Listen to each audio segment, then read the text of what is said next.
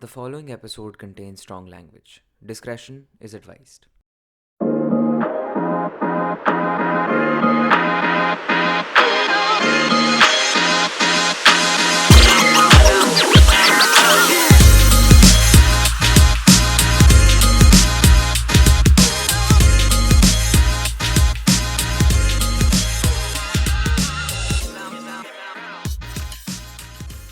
Hi everyone, my name is Taapas Trivedi. Welcome to We Are Here. Today we have Shreya Jain with us. Hi Shreya, introduce Hi, yourself. Taapas, and other people.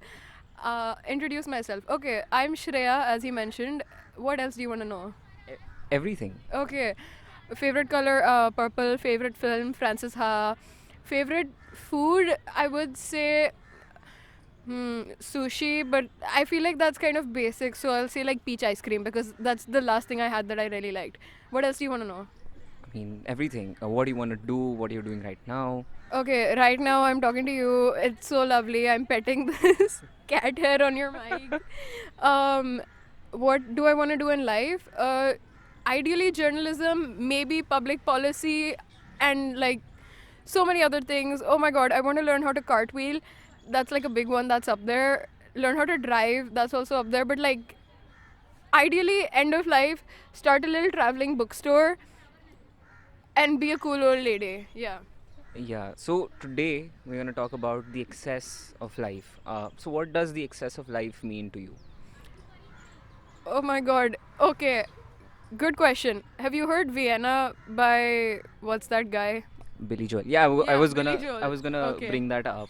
So yeah, That's how I feel all the time. Like there's so much to do and no fucking time. Am I allowed to swear? Is this like a class? yeah, you can swear. Okay. Do you think children will be listening to this and their young and impressionable minds No. who are yet to face the excess? I'm so jealous of babies. Like you have so much to do.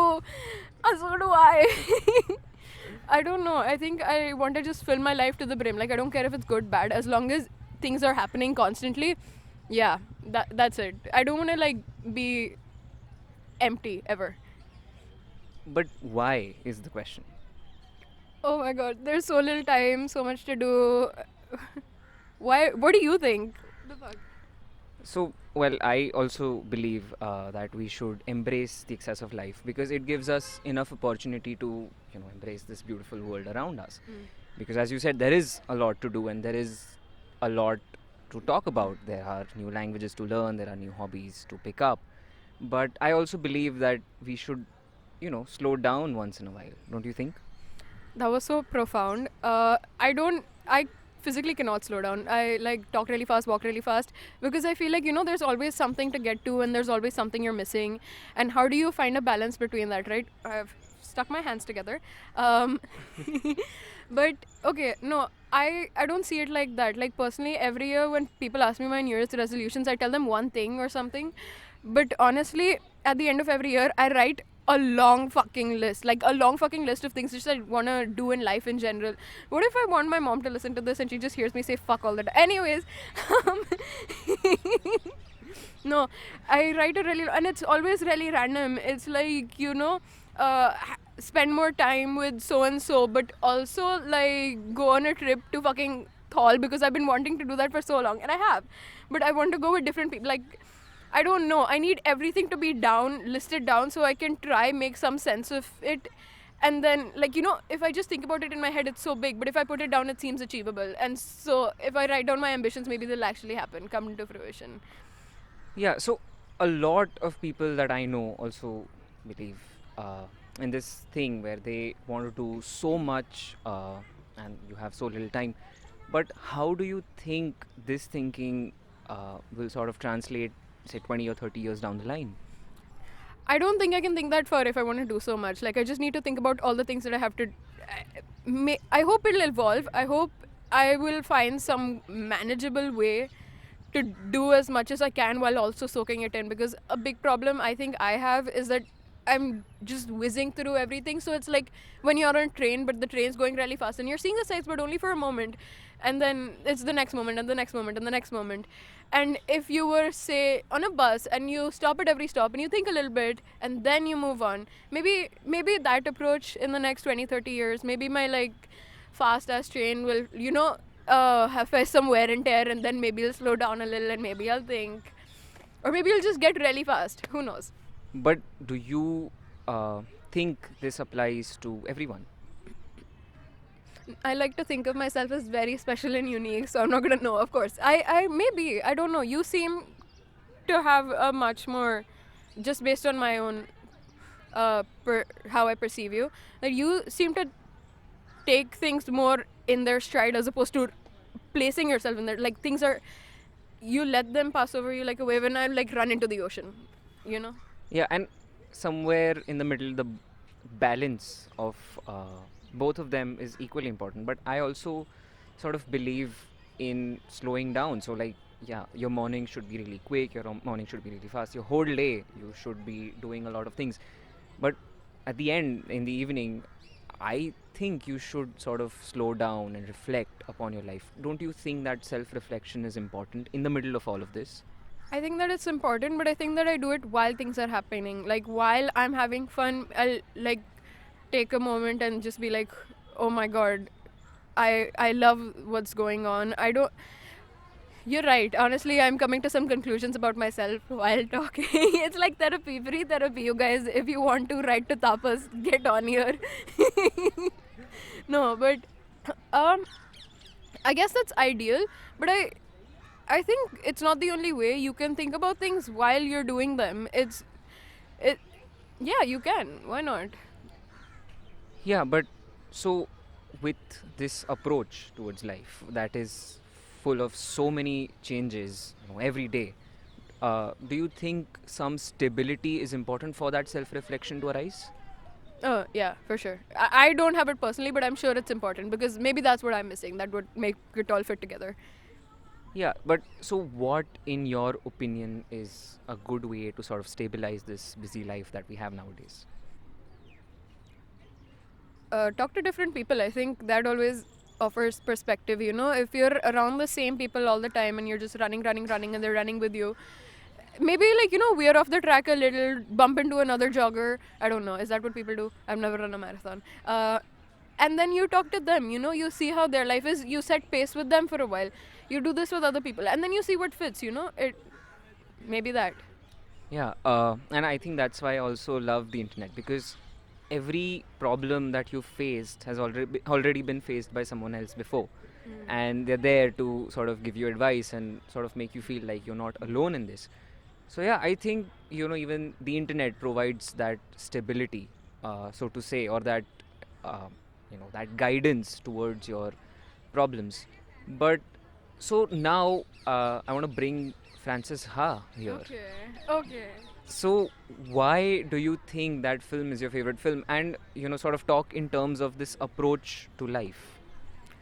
I love that she doesn't have it together, and she still makes it through to the end, and we still see her enjoy so many moments, even though we see her struggle like for far more of it. I think, at the end where she does the little dance and all her friends show up, end of the day, isn't that what life is? You do a thing and you want the people you love and care for just to show up for you, or just that's why we're doing all of this, right? Does anyone do anything for themselves, like truly? Do you? I mean, I would love to think so. Yeah, but like very honestly. A few things, yes. Okay. Yeah, what else about Francesa? So like, how does her so like, do you sort of, I mean, you do relate to her philosophy about life, but how has that impacted the way you're taking life? I don't. Okay, so whenever I force someone to watch that movie, basically at gunpoint, I'm like, "Okay, watch this because you're my friend, or else stop being my friend." It's not that bad. Anyways, I think everyone is like, "Oh, you copied your entire personality from this movie, didn't you?" And I'm like, "No, I think I was like this, and I just resonated with it, but now I'm not sure anymore because it's been so long."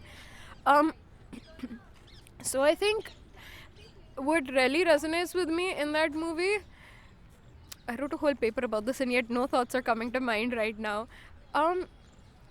Is what I just said about does anyone ever really do anything for themselves?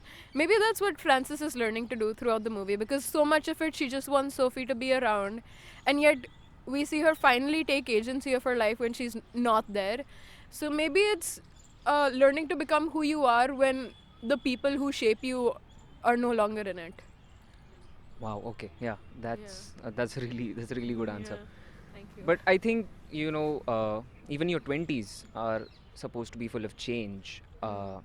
Trying different things, and you are constantly doing so much, and you have so little time. But does that put pressure on you, like on a very mental and emotional level? I think there's always pressure, and people like talk about the 20s. It's probably just because you have the most time and freedom to run around, but every decade is just full of that much change. So, pressure's always there. I think it's easier, or maybe harder, to be 20 because you're online or even in person, and everyone's trying to, like the next coolest thing is always happening, and you just have to be ahead of it. Whereas before you find your footing, and maybe that's the pressure. But I think no, there's no more pressure than there should be in any decade. Like, when you're in your teens, it's like, oh my god, you have to become an adult, and then oh my god, what kind of person are you going to be? And and it's always that, what kind of person are you going to be? Like, is what I'm now not enough? You know? Yeah. And yeah, I mean, more or less, that's about it. So, but do you actually believe, in this? So, back to Vienna. So, why does that song sort of speak so much to you in terms of slowing down? Let me just run through the lyrics very quickly. Till then, you say something. You say something. No, so the whole story about Billy writing Vienna is that he goes to Vienna and he discovers that I don't clearly remember what it was, but he sort of had this discovery that no matter how much you're rushing through in life, at the end, when you go to Vienna, there is something waiting for you that's meant for you. So sometimes I think we do rush through life really worried and scared that we might not end up where we want to be, but destiny has something else always in store for us. Okay, I think the line I love the most is "Where's the fire? What's the hurry about?" I have to mention now I'm a political science major, um, but I feel like personally it resonates with me because you're in an academic setting. Personally, I feel like I live a fairly privileged life. Like, I'm well off. I'm doing well in most aspects of my life, physical, social, like knock on wood or something. Sorry. um, uh, and then to look at the world and realize, as soon as you realize, or you're studying theory, you're always reading about how there's so many people who don't have even a portion of what you have, or there's war. And how can you live with that? How can you live knowing that there's people here who are afraid to fly their flag in their own country, and they come to yours to find it? And how can you just sit back? I don't know if I'm being very coherent, but the "where's the fire, what's the hurry about," there's always a fire. It's just which one do you tend to first? That's what I feel like it is for me. And so I throw myself into a lot of things, hoping that one of them will be the most important, and I'll find some sense of, so to speak, purpose. I don't know if everyone else is doing that. Are you? I mean, I try, but I mean, I also see the importance of that because there is so much in the world that is yours to experience. Like, I personally believe that the world is my oyster, but sometimes there are a lot of restrictions around you. Sometimes it's just yourself that does not allow you to embrace the world. I can't say I feel the same way, because the whole thing, "where's the fire, what's the hurry about," it's it's like, if you wait around for the next big thing. Like, okay, last year it was, is it okay if I get political, or like, do we, someone censoring this? You probably. So last year it was, Russia, Ukraine, and it's like, okay, you begin to care about one tragedy, and then the next one's already happening. There's so many places where there's floods and humanitarian crisis is everywhere. And okay, do I think about Uyghur Muslims, or do I think about Palestinians being frankly murdered? Like, and how do I go about my life knowing that this is happening to others and I could be doing something, but no, instead I'm going about my life? I feel like that's the hurry to me, because I like, let me get through with this so that I can go make a difference before, before more lives are lost, before another bigger, worse thing comes along, before, your doomsday clock inches even closer to your midnight thing. That's what I feel. I can't stop myself from that, because the moment I stop myself, it's like, what am I on earth for even? I don't think I would get in my own way in terms of this. I think it's just the more I come to terms with the more fortunate circumstances of my life, everything else becomes heightened in comparison. So, Yeah. Uh, so, in the lens of sort of embracing the excess of life and also slowing down, what have you learned in the past year, and what are you gonna, keep in your mind with this year moving forward? before I start, did you choose me for this topic for a reason? Yes. Okay. Um, and what was that reason? I mean, so I know you as the person who has sort of successfully done so much in so little time. Like, I get really tired even thinking about it, thinking about doing so much. So yeah, I really thought you will have something to say Yeah. about the excess of life. Uh, Honestly, my life is full of so much excess, so I don't have to stop and think. Which is very, very contradictory to, I think, you as a person. You love stopping and thinking, and I love the thought of you stopping and thinking. It's like I'll wave at you when I see you at the station. But in the past year, I have learned that doing so much, what I said earlier about not getting to soak all of it in, aside from that, when you're doing so much, everything you do becomes an excuse for the other. Like, oh, but I'm doing so much of this, so it's okay if I don't do so much of this, but also for this, okay, I'm so involved in A that it's okay if I let go of B, but to B I can be like, oh, but I'm so involved in A. And then you kind of, when it reaches a point where all the things you're doing just become excuses for each other, you're fucking up big time. And you can't let it get to that point. That's what I've realized. That is my big takeaway, and I've learned this the hard way, and I'm going to do it again a few times, and then it'll really sink in. But I think that's where you need to curtail. That's where you need to, slow down, think about what you're doing, think about what actually matters. Because when you're doing so many things, it's not like you think, it's like, what do I cut out, what do I remove? That's the hardest problem. Like, even when you're writing an essay, you'd know this as much as I do, far better. When you're writing, the hardest part is just cutting things out, because how could I take something that could maybe be of so much importance away from this? How could I take that away from myself, from the world? Why would I rob anything, any work of potential brilliance?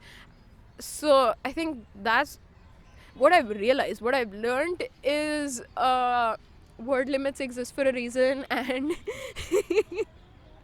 maybe it's good to keep to them, because there's, aside from just doing an excess of things, I like to do things excessively. Like, I'm writing, okay, I'm gonna write the fuck out of it. I'm writing an essay and I'm well past the word limit, but now I'm still thinking thoughts. At some point you realize it stopped mattering. Like, you've reached the saturation point of the goodness you can provide, and beyond that it's just I don't know, it's a little bit like just not self-satisfaction, like, I don't think pleasure is the right word. But you're only satiating yourself, like, oh, but I can do so much better and I know so much, so why not just put that? No, stop. Like, you just need to learn that at some point you're just doing it for yourself and nothing else. No one else is winning from this. Maybe not you either, because you're missing out on other things while you're going too far with this. Yeah, sometimes things need to end. So, like, and what are you gonna keep in your mind, moving ahead of this year? Um, Not much. I don't like to start with things already there so that I can fill up more thoughts throughout the year.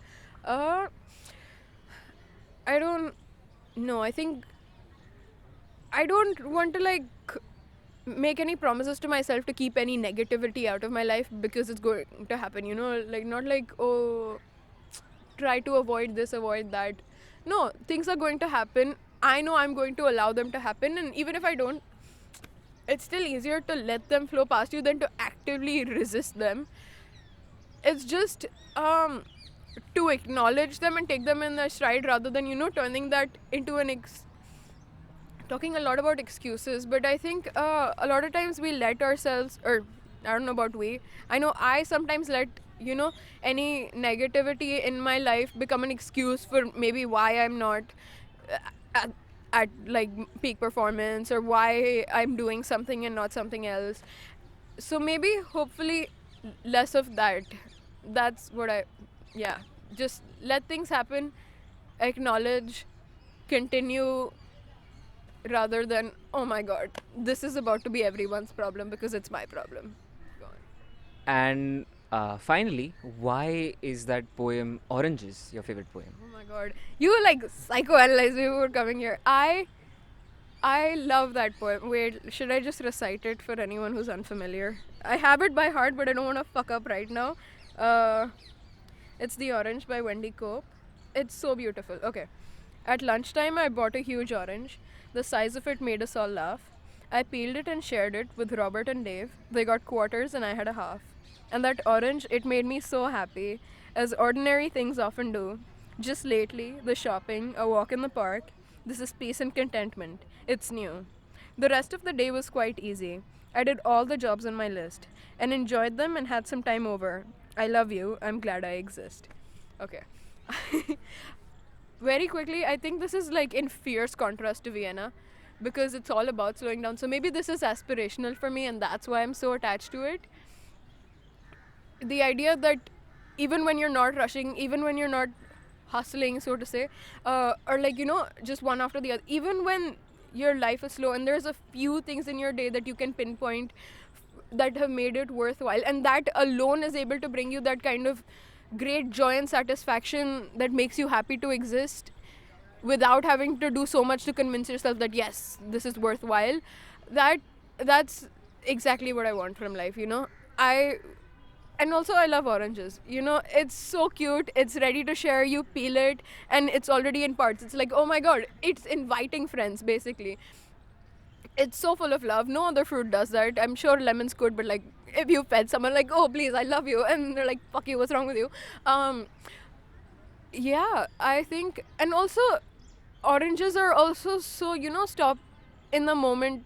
Don't like do things when you're meant to, because if you make orange juice and then you drink it an hour later, it's gone bad. It's bitter and all that. But if you make it and you drink it right then and there, and you're like, oh my god, I just made this with my own hands, or some lovely person made this for me right now, and I did it when I was supposed to, instead of making it like, another pin on like a board that gets so full it looks like one of those murder conspiracy thingies. Yeah, not letting things get to that point. Yeah, I think that's why. Wow, I've never thought about it this much. Okay.